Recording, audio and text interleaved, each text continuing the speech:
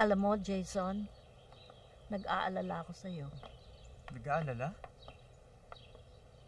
Kasi napupuna ko, dumadalas ang bisita mo rito. Upo ka nga.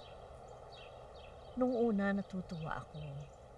Dahil ang ibig sabihin nun, you're making time to reflect.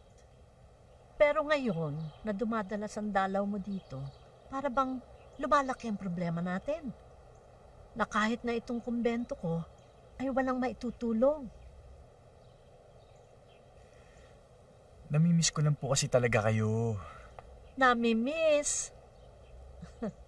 Isa pa, tuwing dadalaw ka dito, nagbabago ang pangalan ng girlfriend na sinasabi mo. Merong Mila, tapos merong Bridget, tsaka yung huli yata, Irene? Ano ba, Jason? Daig mo pa nangungulekta ng text. Ano ba nangyayari sa'yo, Jason?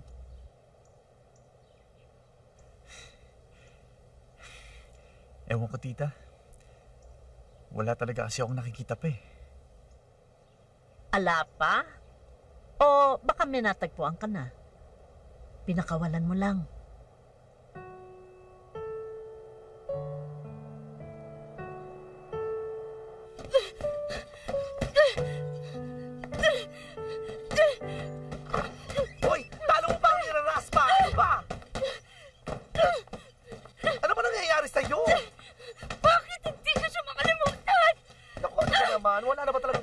Saga na to? Ha? Kundangan naman kasi sa'yo eh. Hindi ba nung araw binabalikan ka? Pero lang maganda ka. Dinedma mo. Samantala nung New Year's party lang natin, pati yung kliyente natin na nakikikain lang, pinakikilala mo na boyfriend mo. Alam nga naman siya lang ang meron. O yun naman pala eh. Huwag kang maggangangawa dyan. Ginusto mo rin pala eh. Ayusin mo nga yung sarili mo. May client call pa tayo rito. Oh. Diyos ko. Kakanta nga. Meron bang bagong admit dito na bata? Paloma Mercado yung pangalan? Meron ho. Schedule siya for operation. Ayun po siya, oh. Ano ba nangyari? Sumuka siya ng dugo kanina eh.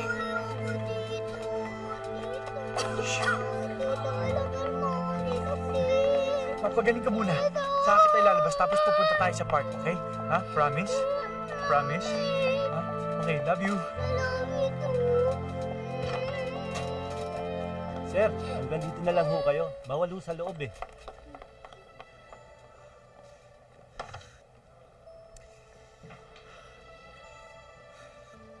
Sa bagay, kung tutuusin, nilagpasan niya na yung taning ng buhay niya eh. Pwede ba? Huwag ka magsalita ng ganyan. Kaya malapit na ang birthday niya.